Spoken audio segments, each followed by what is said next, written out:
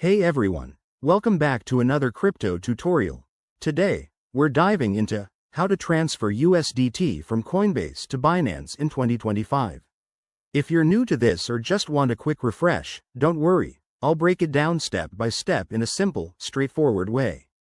USDT is a stablecoin that's super popular for transfers because it holds its value, making it ideal for moving funds between exchanges like Coinbase and Binance. First off, before we start, ensure you have verified accounts on both Coinbase and Binance.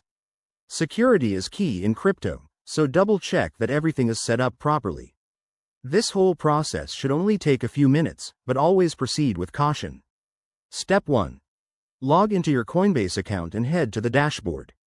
Find your USDT in the Assets section, it's usually easy to spot. Step 2. Click on USDT and select the Withdraw option. You'll need to choose the network for the transfer, like ERC20 or TRC20, depending on what's supported in 2025.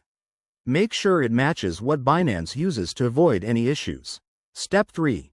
Now, switch to your Binance account. Go to your wallet, select USDT, and copy the deposit address. Pro tip: never share this address with anyone and always verify it starts with the correct prefix to prevent errors or hacks. Step 4. Back in Coinbase, paste the Binance address into the withdrawal form.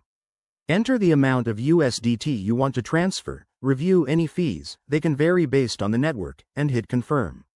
Step 5. Once confirmed, the transaction will process. This might take a few minutes to an hour, depending on network congestion in 2025. Keep an eye on your email or app notifications for updates. Step 6.